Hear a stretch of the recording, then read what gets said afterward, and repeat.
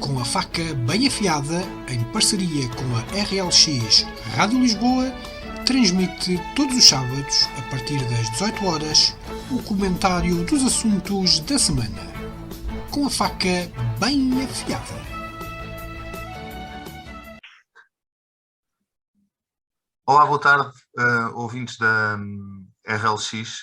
Bem-vindos ao 11º Com a Faca Bem Afiada desta 7ª série. Hoje estou eu, Luís Miguel Santos, com a Ana Lúcia Fonseca e com o João Carvalho para estar aqui convosco nos próximos 50 minutos. Boa tarde, Ana. Boa tarde, João. Olá, boa tarde. Olá. Boas. Hoje vamos trazer 3 temas diferentes, como é habitual.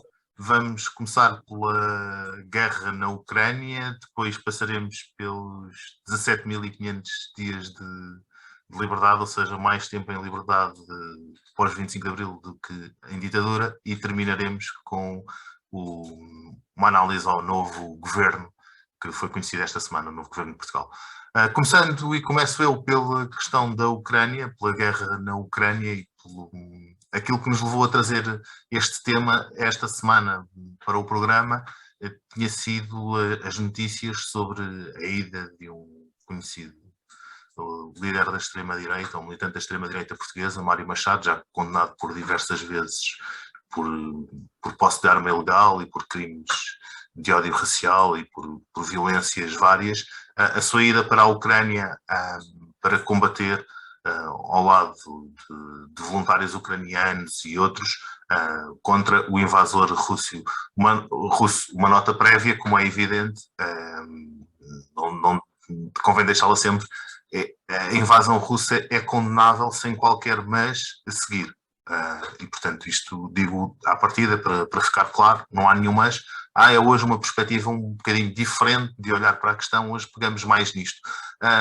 E esta notícia da ida de Mário Machado e de muitos outros homens e mulheres e voluntários combaterem para a Ucrânia pode ser vista sobre 2 perspectivas que eu acho que valia a pena olharmos para elas hoje aqui no nosso programa. Por um lado, a questão da criação deste tipo de milícias voluntárias e do que isso pode ter impacto na vida dos próprios voluntários que vão para o terreno e as consequências futuras que isso poderá ter. E, por outro lado, no caso concreto de Mário Machado, a questão da justiça portuguesa e de alguém que tinha medidas de coação que vai combater. Olhando primeiro nesta primeira fase para a questão das milícias, que creio que é uma questão, a mim pessoalmente me preocupa bastante, porque de facto temos aqui o armar de civis, de voluntários que vão combater por uma causa que consideram justa e que, no caso, combater o invasor russo é uma causa justa, mas estamos a falar de civis que vão ser armados, que vão provavelmente para a linha de frente de combate e que são pessoas que não têm experiência militar ou que não terão tanta experiência militar, e isso é também, do meu ponto de vista, claramente condenável, porque é a interiorização do papel da indústria da guerra e de fomentar de uma cultura de conflito e de violência que me faz, a mim pessoalmente, muita confusão, e de facto o armar de civis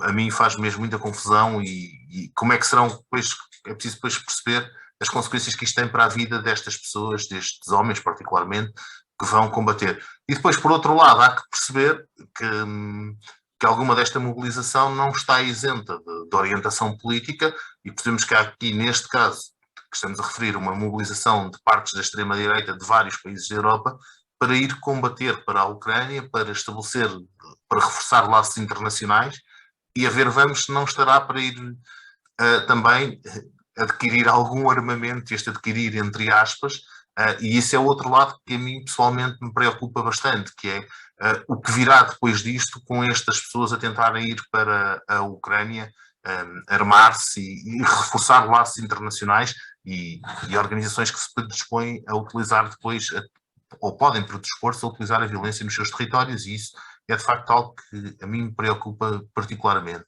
Os últimos dados revelam que estarão já cerca de 20.000 voluntários nesta legião internacional criada pelo presidente ucraniano a 27 de fevereiro. Serão cerca de 20 mil os voluntários que já integram esta missão. Mário Machado não a integrou, estará de regresso hoje a Portugal, mas de facto a mim preocupa-me, e passava a bola à Ana Lúcia, a mim preocupa-me especialmente o armar de civis pela cultura da violência e no que isto pode trazer de consequências depois. Não sei, Ana, o que tens a dizer sobre isto? Bom, o que eu tenho a dizer, primeiro ponto, é considerável a inteligência de quem decidiu não aceitar o Mário Machado enquanto voluntário nas milícias, no caso não é nas milícias, portanto na Legião Estrangeira ou nos voluntários da Legião Estrangeira. Às tantas, também não sei muito bem se conhecem o passado do Mário Machado ou não. No entanto, é uma pessoa, penso que eu tenho uma experiência militar, portanto, me faz um bocadinho também de confusão estes jovens, já não é assim tão jovem como isso, que a única experiência que tem é usar botas da tropa, que infelizmente foi utilizá-las em guerrilhas urbanas contra pessoas indefesas. E é em grupo, porque o Sr. Mário Machado, quando era mais jovem, e passava em certas ruas onde estavam pessoas com que ele não estava bem, ele baixava a cabeça e andava ali direitinho e não falava a ninguém. Portanto, eles só são fortes e temidos quando estão em grupo. E é assim que o Mário Machado aprendeu a usar as suas botas da tropa. Eu acho que ele nunca pegou numa arma, ou seja, quer dizer, não pegou numa arma em cenário de guerra. E é preocupante, de facto, é verem alguns jovens, não diria que todos, claro que não, mas alguns jovens sem nenhuma formação militar, interessarem-se por este tipo de situações para terem uma experiência de vida, como se fosse a mesma coisa que passar férias às Ilhas Seychelles. E isso é assustador, primeiro ponto. É tipo uma fome de vida na base de vamos experimentar fazer uma coisa diferente. Portanto, isso, para mim, diz-me alguma coisa sobre a saúde mental de muitos dos jovens, que lá está, experimentaram a única experiência possivelmente que terão tido com este tipo de cenários terá sido nos jogos da PlayStation, no Call of Duty, coisas assim do género. Então, acham, ou então nos cenários de airsoft ou paintball, eles acham que ir para a guerra, porque de facto é semelhante. E possivelmente, e também já se tem dito que muitos deles voltam, regressam, porque quando aquilo começa a ser a sério, o conflito torna-se verdadeiro, eles não têm, por isso, simplesmente resiliência ou resistência mental, física, para sobreviver a um cenário de guerra. Portanto. Outra questão também, que falaste muito bem, Luís, e que me parece também complicado, é o aproveitamento deste tipo de cenários, sim, para treino de milícias armadas, para certos grupos extremistas aproveitarem para terem uma oportunidade de treinar os seus a sua ordem de simpatizantes, que depois isto aliado a outras teorias da conspiração, não é? Portanto, ligado, por exemplo, a outras teorias que eu já vi relacionadas, por exemplo, com o QAnon, aquela teoria da conspiração muito em voga agora, onde falam do Great Reset. Portanto, já mesmo durante a pandemia, já havia até em Portugal grupos que faziam treinos de sobrevivência, treinos de escolas militares, tipo à espera, não é, do Great Reset, um fim do mundo. Isto para eles isto é uma janela de oportunidade para se treinarem, para irem para cenários de guerra. E outra questão que também parece-me a mim muito problemática é a questão do armamento, não é? O armamento que está a ser oferecido, entre aspas, portanto, que poderá ser utilizado posteriormente noutro tipo de conflitos, noutro tipo de cenários, e criar situações muito complicadas. Portanto, para mim, isto, na minha geração, nunca pensei alguma vez poderia ter que falar desta forma sobre uma situação do género, e para mim é assustador, de facto. É assustador o que está a acontecer neste momento. eu não sei, talvez passar a bola entre as pessoas de Carvalho, que tem outra experiência também e uma experiência militar, para falar um pouco também sobre isto, mas acho que João, faço assim. Ok, então vá, boa tarde a todos, cumprimentar o Luís Miguel, a Ana Lúcia e os nossos ouvintes. Eu primeiro, em relação a isto, penso que devíamos estar a falar não na ida, mas na vinda, porque ele já veio recambiado de volta. E este é o primeiro aspecto. Isto é o primeiro aspecto. Aquilo que eu li de fontes seguras e credenciadas em investigação é que as autoridades ucranianas estão a fazer uma triagem desta gente. E disseram, este não o queremos cá. Ponto final, parágrafo. E vem recambiado. Segundo aspecto, de facto, a juíza que lhe deu a autorização para ele se ausentar, digamos, foi um bocado ingênua, não é? Porque aquilo que eu, como juiz, perante um requerimento destes, respondia, você quer ir em missão humanitária?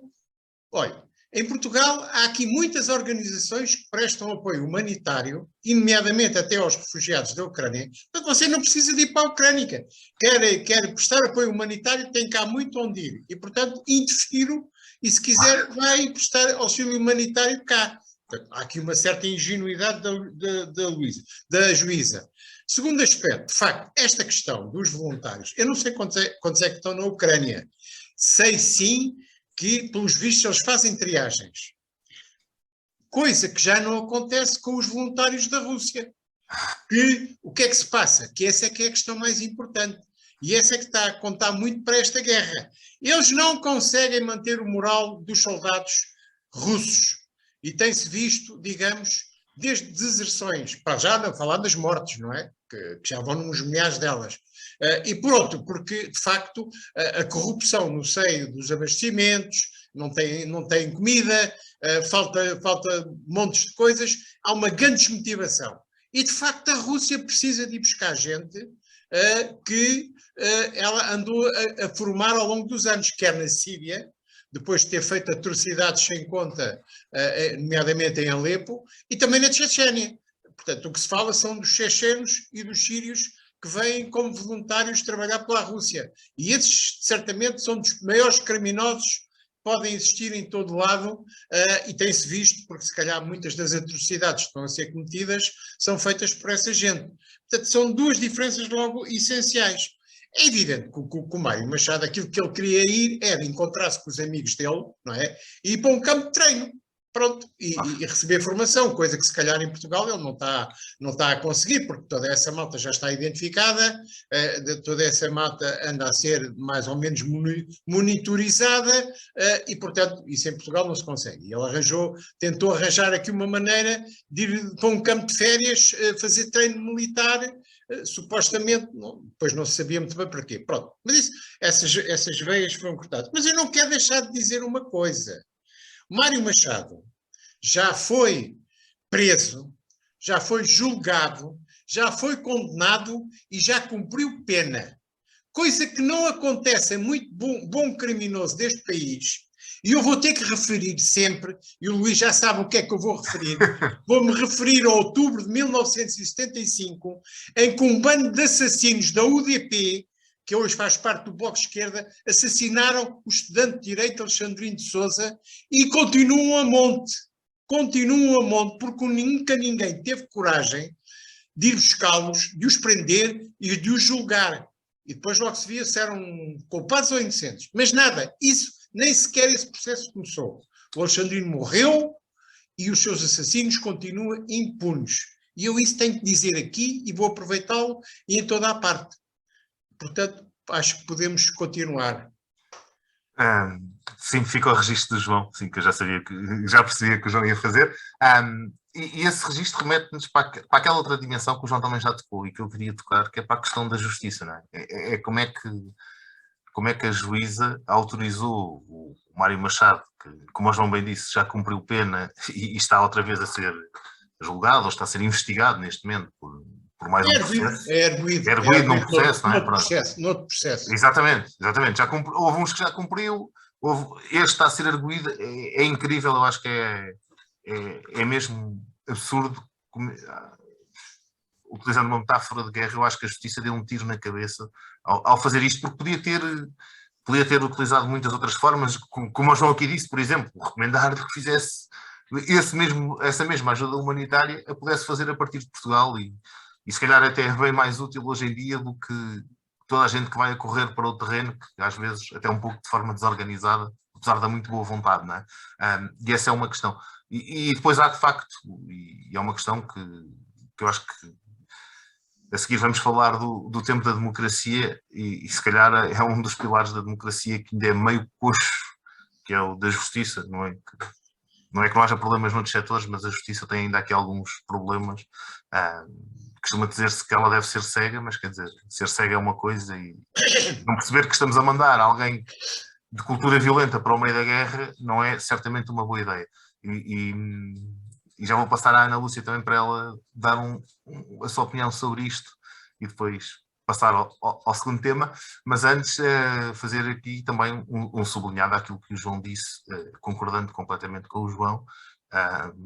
Só tenho a dificuldade em chamar-lhe voluntários porque eu tenho dúvidas que os sírios e os chechenos que estejam a combater pela Rússia entrem bem na categoria de voluntários, mas sim, mas isso é o outro lado desta guerra que é absolutamente criminoso e não há quaisquer dúvidas, acho eu, para nenhum de nós os três que aqui estamos, sobre isso e sobre as atrocidades que a Rússia está a cometer e esse é o lado absolutamente preocupante e bárbaro de quem vai para essa guerra, mas alguns deles nem sequer são meio pagos e não sei se podemos falar no voluntariado, como supostamente se fala na questão da legião estrangeira, mas estou completamente de acordo com o João. É até num certo sentido mais preocupante, até porque essas pessoas vêm numa cultura de violência e de desrespeito pela vida humana. Basta ver o que a história já nos ensinou sobre o que fizeram, quer na Síria, o que aconteceu, ou o que aconteceu na Chechênia, e portanto, quando é para arrasar, como costuma dizer-se, limpar a direito, não é? E portanto, isso de facto é também muito preocupante. Ana Lúcia, não sei se queres dizer alguma coisa sobre a questão da justiça, neste caso, o papel da justiça. Primeiro, eu agora vou lançar a minha facada, com o meu papel aqui também. Eu não sei de que forma é que a juíza, quando permitiu que isto acontecesse, não estaria à espera, como eu também o disse pessoalmente, né? Olha, deixa-o ir, pode ser que morra por lá e fique lá e assim é menos uma chatice.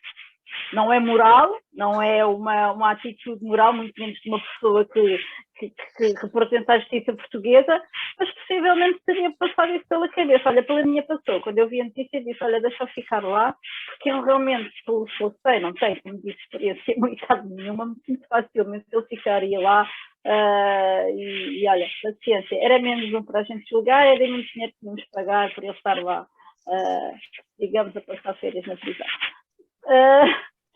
Agora, relativamente também à questão das milícias, isso é um problema que já se levanta há algum tempo, é um problema que acho também de muitas pessoas, pelo que eu sei, tanto a NAT como outras organizações, a separar um bocadinho para o lado. Portanto, sabe perfeitamente que a Rússia utiliza este tipo de milícias armadas, ou seja, são, no fundo, grupos de assassinos profissionais que são pagos para estarem em cenário de guerra, portanto eles são recrutados para isto, portanto não tem nada a ver com o espírito militar, nem nacionalista, nem patriótico, nem nada que se prende, portanto, nas Forças Armadas. São criminosos de guerra e já são usados em bastantes cenários de conflito, portanto, e sabia-se que a Rússia utiliza destes grupos. Agora, o porquê é que ainda se mantém estas situações e porquê é que as pessoas não são julgadas e não são, portanto, porque é que isto não é...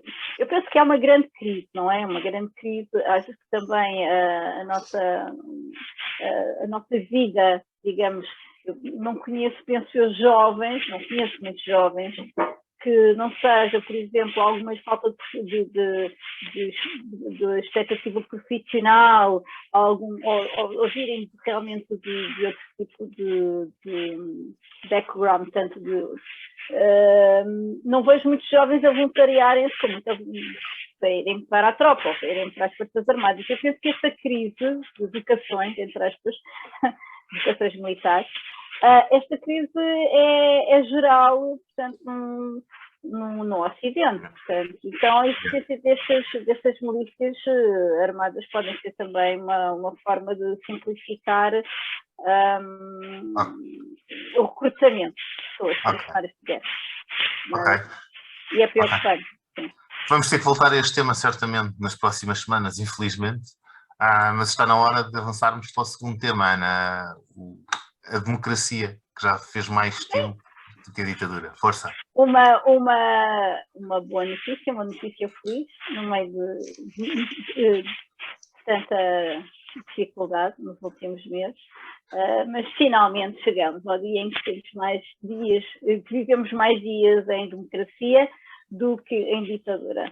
Eu sou uma filha de Abril, eu nasci em 75, portanto fui feita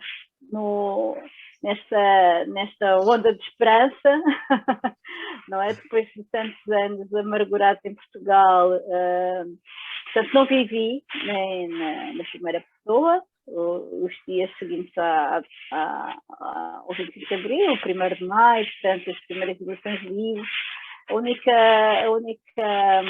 experiência, digamos, que tenho é dos meus pais cantar em casa, o que eu sou, portanto não tenho muito, mas sou uma felizarda, eu e a nossa geração somos felizes que temos vivido neste período, digamos. Tenho pena é que, como a memória é curta, e as pessoas por vezes também não respeitam aquilo que foi tão difícil conquistar, não é? Porque até parece que foi-nos dado assim, de livre e espontânea vontade, mas não foi conquistado com muita força e com muita vontade. É triste ver pessoas que neste momento ou não respeitam, ou que não respeitam este regime, digamos, não respeitam aquilo que foi conquistado e muitos que também que desrespeitam a memória, tanto a memória do passado, fazendo alguns branqueamentos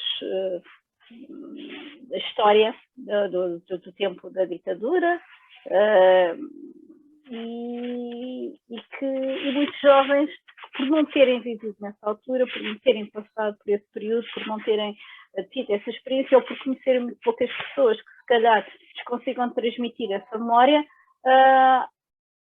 querem voltar ao passado. Eu não sei se eles sabem o que querem voltar, mas sentem que não estão bem com o que têm agora. Pronto. Portanto, eu tenho alguma expectativa por o que vai acontecer este ano, por as comemorações do 25 de Abril. É sempre bom recordar, é sempre bom manter a memória viva, é sempre bom poder ouvir pessoas que viveram nos dois períodos históricos e que nos possam transmitir também alguma informação sobre o assunto. E vou fazer aqui o rap ao João que viveu, pensou nos dois períodos e tem memórias dos dois momentos, e nos possa transmitir também alguma coisa e deixar algumas das suas memórias aqui no nosso programa, João. Sim, ok, obrigado. Pois eu para já, eu gosto muito de comemorações, gosto muito de fazer anos e gosto também muito que a democracia também faça anos e que os faça por muitos anos. É evidente que para mim é um bocado emotivo falar disto, porque vivi intensamente o período anterior ao 25 de Abril, nomeadamente a partir de 1968, 69, até entrar para a faculdade e depois tudo aquilo que se passou por esses tempos. Portanto, não vou dizer que tive saudades, porque as pessoas têm saudades, digamos, de coisas que ainda podem reviver, não é? E infelizmente eu não preciso reviver o 25 de Abril, porque agora vivemos no 25 de Abril e não precisamos de reviver este tempo. Espero eu, não é? Espero eu que não tenhamos que fazer outro 25 de Abril. Agora, o que me preocupa de facto, e temos que ser realistas, é continuar a valorizar e a implementar aquilo para que o 25 de Abril foi feito, não é? E isso, nós falámos há bocado da justiça. Eu digo-vos sinceramente que a justiça está igualzinha, ou pior, porque no 25 de abril de 1974 se calhar não havia tantos processos nos tribunais como há agora. E agora há muitos processos. Olha, por exemplo, na área laboral não havia processo em tribunal, não é? Porque, digamos que os trabalhadores não tinham essa capacidade, nem tinham legislação que lhes permitisse ir para tribunal, nem havia sindicatos para os defender, e advogados para defender os trabalhadores existiam muito poucos, não é? Existiam muito poucos. E o direito laboral era muito restrito, não estava tão desenvolvido como está agora. Eu posso dizer, por exemplo, que eu fui para diretor pessoal de uma empresa já depois do 25 de Abril, porque não havia licenciaturas em recursos humanos, não é? Nessa altura. E antes do 25 de Abril, muito menos. Direito era a grande escola que abastecia milhentas profissões que depois se vieram a desenvolver, não é? Pronto, isso é uma das conquistas que nós tivemos no 25 de Abril. E para mim é mais importante. É mais importante. É o direito laboral. É a contratação coletiva. E eu depois, quando fui para o CTT, entrei logo de cabeça para a contratação coletiva, não é? Negociações com os sindicatos, etc. Fui dirigente sindical e, portanto, para mim, digamos, os direitos dos trabalhadores foram a grande conquista do 25 de Abril. E depois os direitos das mulheres, evidentemente, que é outra grande conquista do 25 de Abril, que ainda não está completa, muito longe disso, muito longe disso. Mas há muitas diferenças, porque eu acho que também há muitas Sim. mulheres, vou agora recordar uma famigerada recente deputada do Chega que se diz que não é feminista, mas ela se calhar não sabe realmente a luta que foi estes últimos anos das mulheres para poderem ter alguma igualdade. Não, mas isso é interessante porque ainda ninguém, toda a gente fala dela ter ido para o Chega, mas ninguém ainda questionou porque é que o Chega a foi buscar. E não sei se vocês já se interrogaram disso. Foram-na buscar precisamente porque precisavam de arranjar alguém que lhes desse uma certa montra para fingir, por exemplo, ela era contra as touradas. Era contra as touradas, não sei se deixou de ser, se calhar não deixou. Mas o Chega quer mostrar outra imagem. Agora que está em grande agora o Chega Assembleia da República. Ela tem concorrência, então, a esse nível. Se é contra as touradas, tem concorrência a esse nível. Ela agora já não é a figura de ponta. Agora tem uma outra. Mas pronto, a publicidade que se tem feito à volta disto é apenas a benefício do Chega, que é para mostrar outra face, para mostrar que não são só aqueles ultramontanos machistas que andam para ali, não é?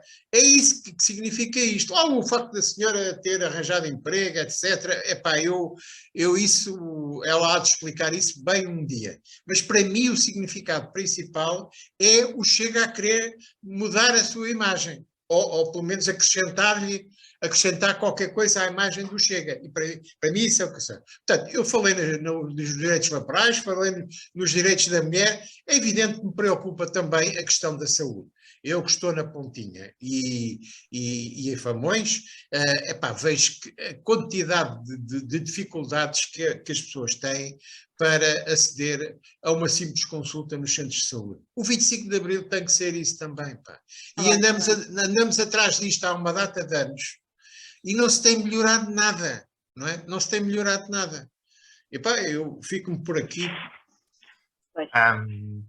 Se me permitem, eu ia pegar naquilo que vocês estavam a dizer e que o João estava a dizer, e portanto concordando com tudo praticamente, que de facto os direitos das mulheres ainda estão aí, têm havido muitos avanços, mas ainda há de facto algum caminho para se percorrer, embora muito foi percorrido nestes quase 50 anos. De facto,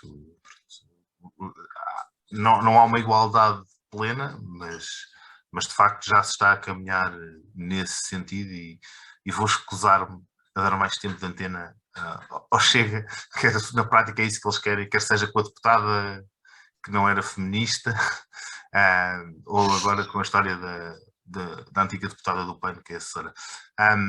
Mas eu ia acrescentar 2 temas que eu acho que a liberdade nos trouxe e que o 25 de Abril, o processo democrático, acabou por nos trazer, que eram a questão da saúde e da educação. E a pegar na saúde, não ia começar pelo lado com que o João terminou, mas também lá iria chegar, ia começar pelo lado positivo, não é? Porque os indicadores de saúde do antes e do pós-25 de Abril são claros quanto a um conjunto de avanços muito significativos, que se traduzem quer na redução da mortalidade infantil e neonatal, quer depois também no aumento da esperança média de vida, e portanto é inegável que houve um salto qualitativo no país em geral, e a criação do Serviço Nacional de Saúde foi também um avanço muito significativo. Se está tudo bem feito, não. Há mesmo muito por fazer na área da saúde. O João deu aqui o exemplo. O acesso aos cuidados de saúde primários é um problema grave, não é? Todos nós conhecemos e muitos de nós já o vivemos na primeira pessoa, não é? Querer marcar uma consulta no centro de saúde com o médico de família, quem tem médico de família. O João falava no exemplo da Pontinha e Famões, nós estamos a falar em Odivelas neste momento, creio que os últimos números que tanto eu como o João Carvalho podemos ouvir na Assembleia Municipal rondam os 30 mil pessoas sem médico de família, num concelho com 60 mil habitantes. É uma brutalidade. Grandes centros urbanos, estas periferias, não é? Mas isso é um problema de demografia também. É um problema de demografia, de organização do território, não é? Pronto, que depois se traduz neste tipo de serviços. Às vezes a ideia de que estamos aqui nas zonas urbanas e super desenvolvidas e temos acesso a todo o tipo de serviços, às vezes não é assim tão evidente. E depois queria chamar, e também a questão da educação. A educação também foi uma grande conquista de Abril. Tinha-se iniciado algum processo de escolarização ainda durante o período da ditadura, é verdade, nomeadamente a educação básica, não é? Mas de facto depois tem vindo a universalizar-se o acesso à escola pública, tem vindo a ser alargado o período de escolaridade obrigatória, e os números de alfabetização da população portuguesa são de facto muito diferentes daquilo que eram há 40, 50 anos, ainda que sejam ainda claramente insuficientes. Ainda há muito para fazer, até nomeadamente, e há muito para fazer em 2 planos, creio eu, que é a alfabetização de algumas camadas da população que ainda podem ser alfabetizadas, nomeadamente os adultos, e a própria formação ao longo da vida, não é? Também há um bocadinho que pensar na formação, aquilo que alguns chamam de formação contínua, não é? A aprendizagem não se faz naquele percurso de ensino básico, ensino secundário, ensino superior e depois esquecer a formação ao longo da vida.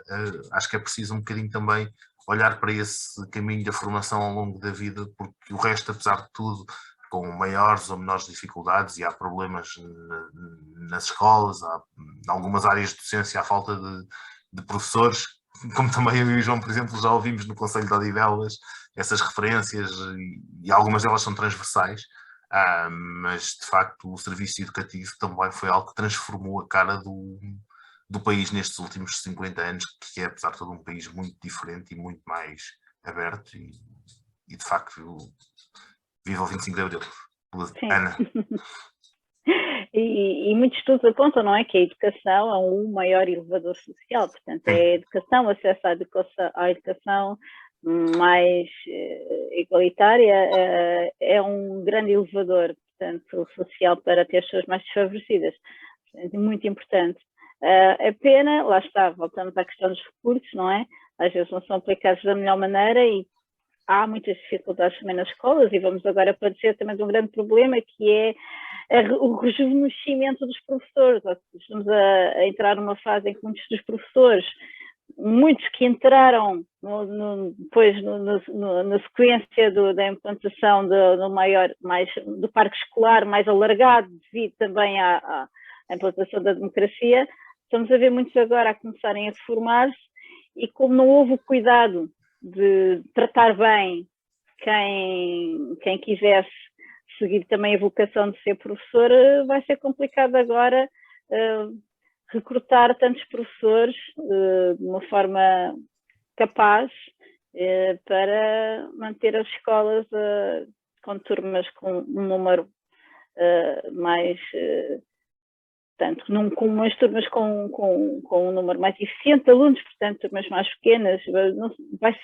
Vamos viver agora também uma altura um bocadinho complicada na questão da gestão da educação, vamos ver. E para este desafio e outros desafios muito grandes que agora que nos apresentam, portanto, nesta fase, neste período complicado para o planeta, para o mundo, fomos confrontados com um novo governo, com novas pastas, novas pessoas a assumir novos cargos, outras caras já muito conhecidas, mas deu-se a coincidência de facto no dia em que se comemorou, portanto, a liberdade, ser também o dia onde foi empossado um novo governo. Eu já não me lembro qual é o número, mas sim, um novo governo que vai nos guiar nos próximos anos. João, o que é que nos tem a dizer sobre isto? Bem, é evidente, em relação ao novo governo, eu tenho que começar pelo princípio. E o princípio é o primeiro-ministro, António Costa. Porque a seguir a Fernando Santos é o português mais esperto que eu conheço. É o António Costa.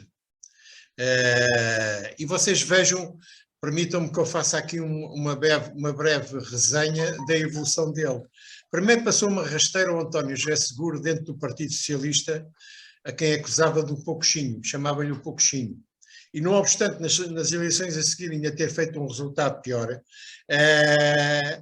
passou a rasteira primeiro ao PCP, depois passou a rasteira ao BE, ao Cavaco Silva, que o ajudou ao exigir acordos escritos do PCP, do BE e dos Verdes, com que estes partidos ficaram agarrados a António Costa durante 4 anos, e ele foi-os rasteirando ao longo, ano a ano, e conseguiu aguentar-se um mandato completo sem ter problemas nenhuns. Pior que isso, conseguiu chegar às eleições de 2019 e dar-lhes um piparote eleitoral que foi o primeiro que estes partidos tiveram. O PSD também, mas eu estou a falar em relação aos aliados dele, à geringonça. Caíram na esparrela que nem patinhos.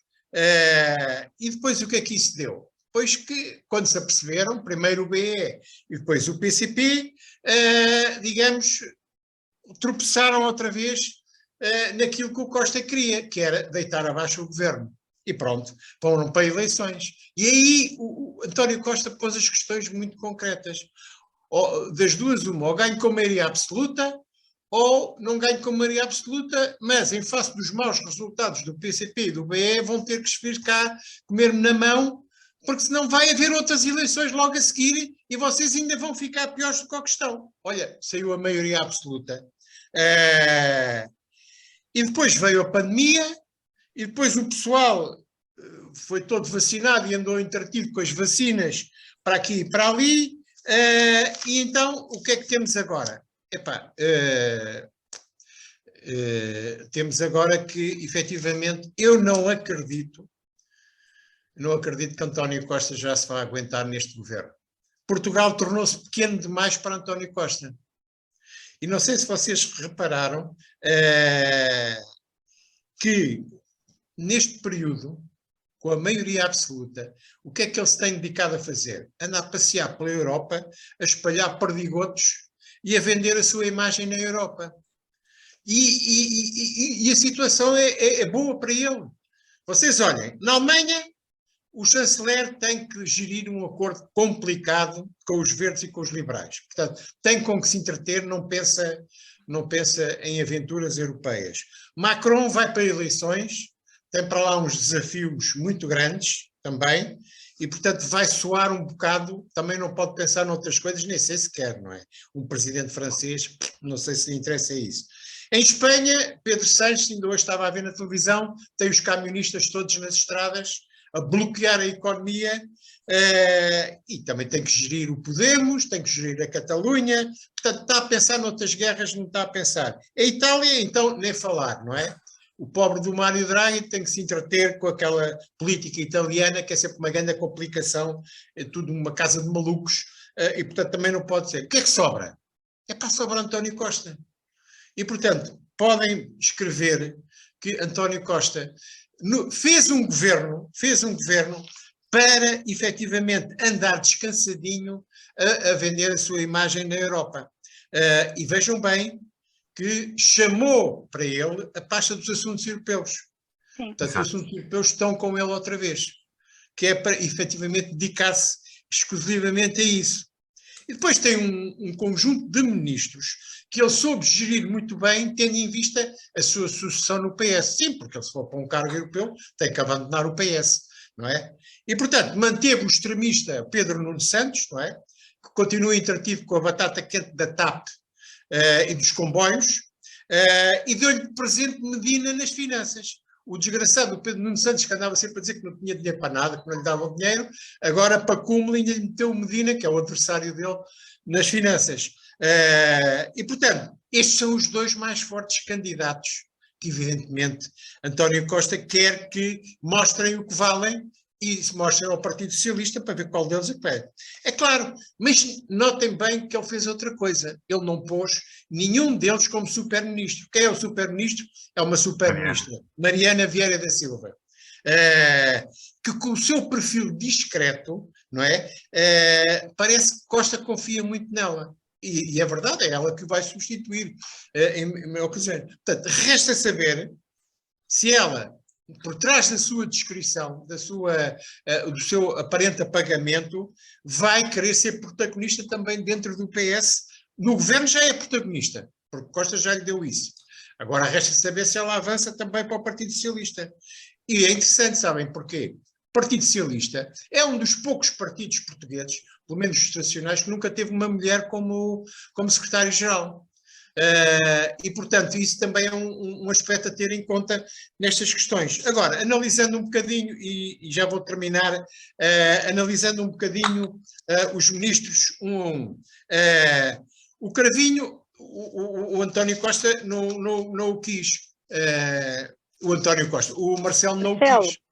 O Marcelo não o quis, não é? Soubemos agora que ele não o quis na defesa.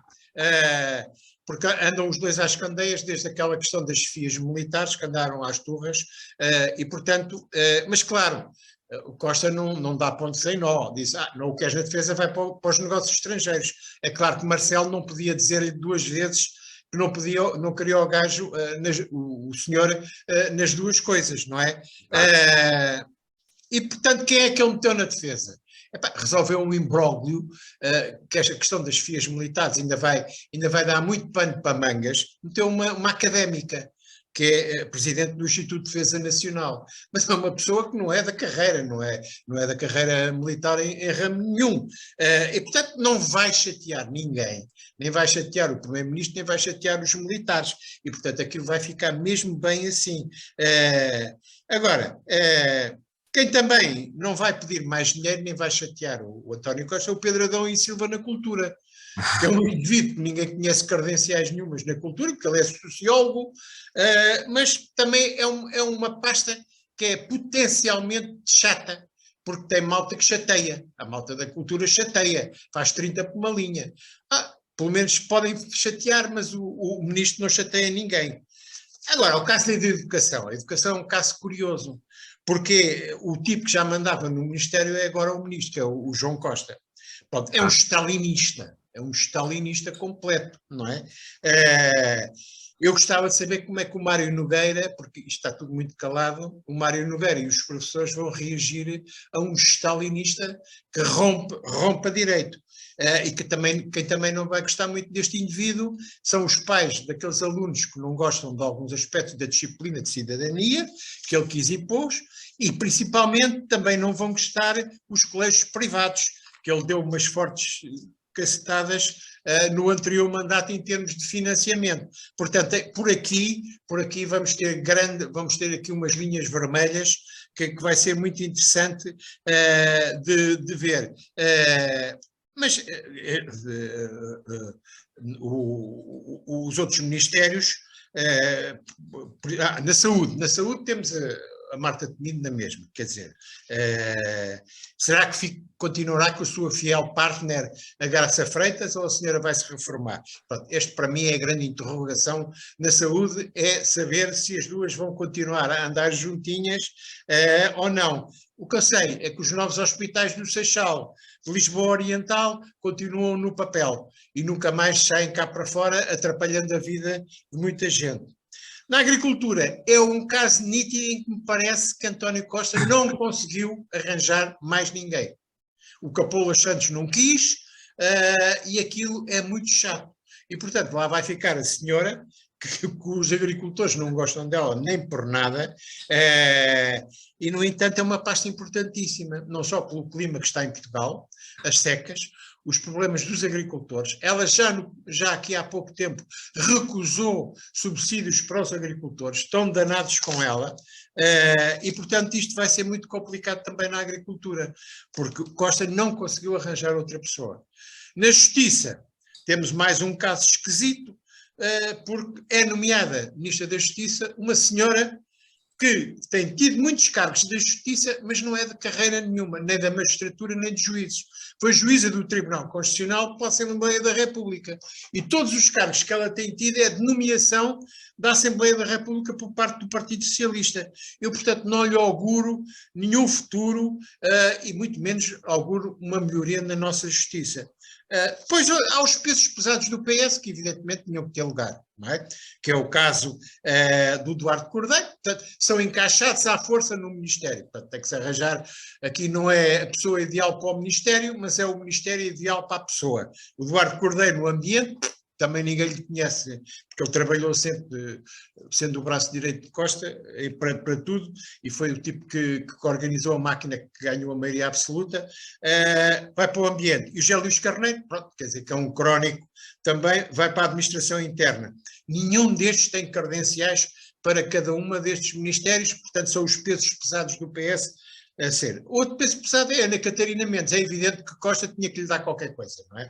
A senhora sacrificou-se bastante, foi secretária-geral adjunta, foi líder parlamentar, tinha que lhe dar qualquer coisa, portanto, e o cargo assenta-lhe bem, que é a ministra adjunta e dos assuntos parlamentares. Embora os assuntos parlamentares não dão nada, porque isto com maioria absoluta não há nada para negociar. Exato. É mesmo um lugar tranquilo para a senhora, sei lá, eu não sei se ela tem aspirações também dentro do PS, mas acho que não. E depois dois colaboradores de Costa nos últimos tempos, que é o António Costa e Silva, não é?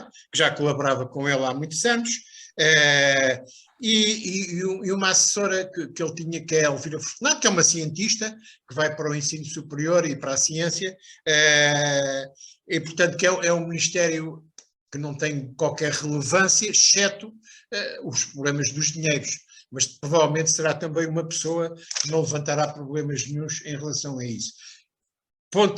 Resumo tudo nisto. Costa arranjou um governo para estar tranquilo e para ele preparar outros voos.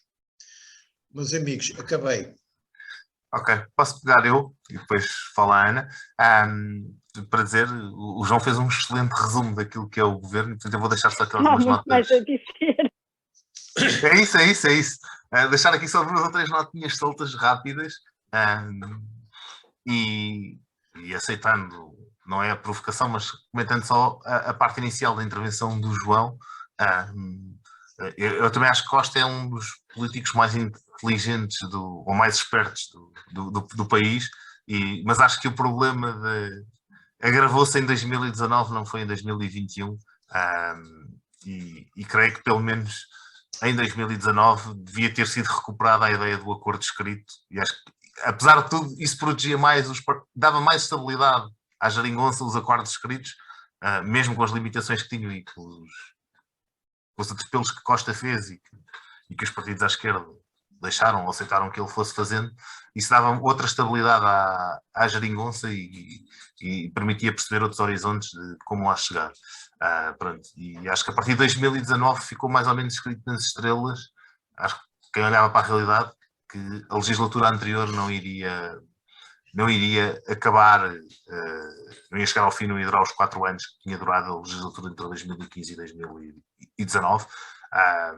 E creio que António Costa foi também inteligente ao disputar a crise no período, entre aspas, pós-Covid, mas depois de ter passado as fases mais agudas, terem passado as fases mais agudas do Covid, o despertar da crise, porque eu creio que o governo tem uma imagem de ter gerido relativamente bem a Covid. Acho que é essa a impressão que as pessoas têm lá fora. Não vou agora entrar por aí se é correta ou não é correta, mas acho que essa imagem existe, e acho que Costa jogou bem com isso e aproveitou isso, e também creio que é por isso que a Ministra da Saúde, Marta Temido, se mantém no governo.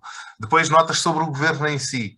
A primeira das quais é uma nota que eu acho que temos que realçar, todos, independentemente depois de olharmos para as figuras concretas, e isso o João já fez e muito bem, que é o facto de ser um governo paritário, não é?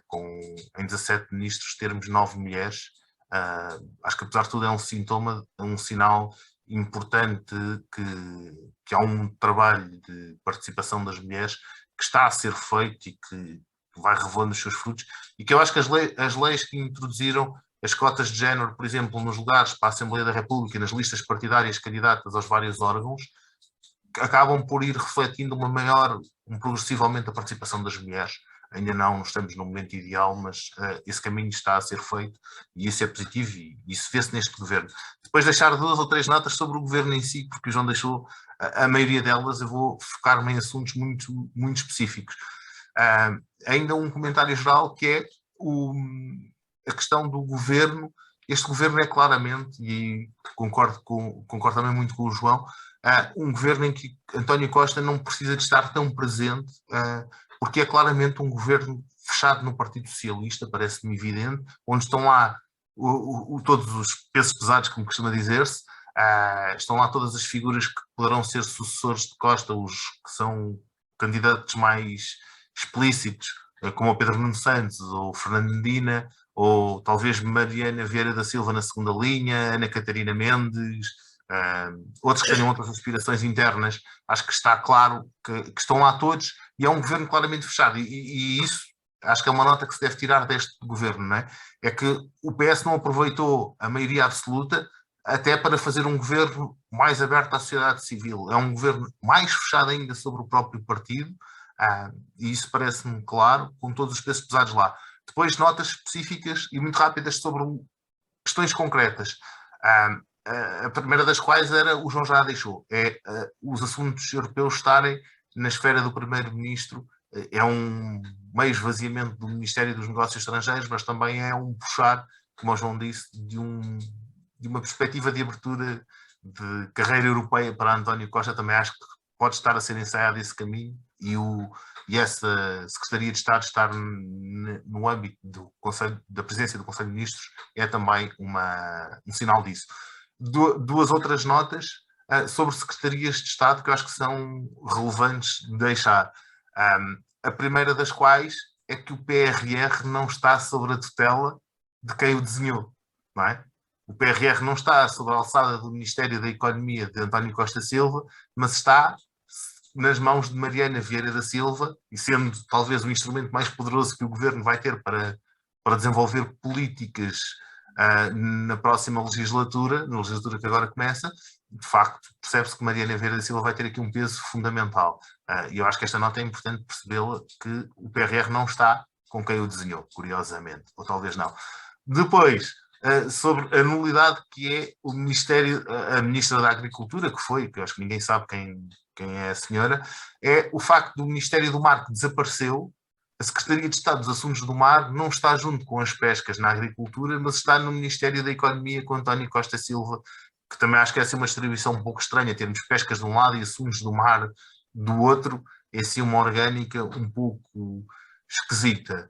E depois, de facto, a nota final que tenho para deixar é o Ministério da Coesão Territorial, que podia ser alguma coisa interessante, mas que é um Ministério que é da Coesão Territorial, mas também é gerido por alguém que já esteve no governo nos últimos 10 anos, e não demos pela presença da senhora Ministra, Ana Abrunhosa, mas de facto não tem o PRR, não tem os instrumentos europeus, portanto não tem nada para fazer e podia ser um ministério com um potencial brutal, o nome assim o indica, mas de facto depois enquanto instrumentos não tem nada. E para terminar, o Ministério da Segurança Social também é algo muito importante, ficou aparentemente tudo como está como se diria, tudo como dantes no quartel-general em Abrantes, não é? Ficou tudo como está, com uma ministra low profile, portanto, não se espera de nada de novo daí, portanto, e Ana, termino por aqui a minha análise, força. Pronto, também não tenho muito mais a acrescentar, de facto, pegando nas palavras também de João Carvalho, quando falou no início não tinha ainda pensado no governo, neste ensemble, pela perspectiva que trouxe, mas de facto, porque eu sou daquelas pessoas que é muito surpreendida com o nome do Fernando Medina para as finanças, devo confessar, porque a senhora foi secretário de Estado de outros ministérios, nada relativo com as finanças, foi presidente da Câmara de Lisboa, é difícil, é um cargo difícil, mas em nada fazia, acho que o currículo, não há, dá a entender que ele ter capacidades para ter um ministério tão importante. Eu agora se calhar começo a pensar que ele está ali elencado para fazer a sucessão do António Costa. Possivelmente. Vou falar de facto que ele também, pelos tais ministros low profile, não é? Aqueles ministérios, parece-me a mim que não vai haver grandes reformas, porque de facto foram atribuídos ministros e ministras mais low profile para os ministérios da Justiça, pronto, a Marta Temido na saúde, a senhora notava-se já algum cansaço, foram anos difíceis estes últimos anos, manter, portanto, não vamos ter grandes reformas, vamos manter tudo mais ou menos na mesma. Portanto, falou-se da agricultura e do ambiente, também foram pronto, a senhora da agricultura, de facto havia já esta situação de descontentamento com o trabalho, do pouco trabalho que foi feito, atenção, mas parece-me a mim que tanto a agricultura como o ambiente são dois ministérios muito ingratos para pessoas que queiram fazer grandes reformas e queiram implementar grandes medidas, porque são dois ministérios muito ligados a políticas europeias. Portanto, as coisas estão mais ou menos desenhadas, a PAC está feita, portanto, não há grandes lives de grande originalidade, grandes coisas que se possam fazer, porque não se pode sair muito do roteiro. O roteiro está desenhado pelas políticas comunitárias e parece-me a mim que, pronto, é para seguir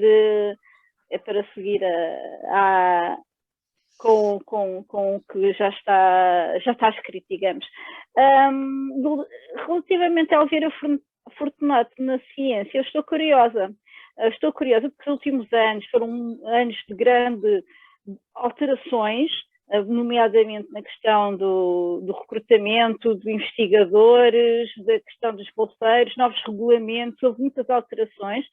A meu ver, eu acho que foram para muito melhor, portanto, acabou-se com aquelas bolsas eternas, tem 50 anos ainda se bolseira de investigação, portanto, acho que houve ali grandes alterações, e a Elvira Fortunato é uma investigadora no ativo. Portanto, estou curiosa para saber o que é que vai acontecer, portanto, espero eu que seja para manter a situação como está. Também estou curiosa para ver o trabalho do Pedro Adão e Silva na cultura, de facto. Pronto, não sei se é muito negativo ser uma pessoa de fora. Eu falo por mim, eu simpatizo muito com o Pedro Adão e Silva, pronto, é do meu background, é uma pessoa da minha idade.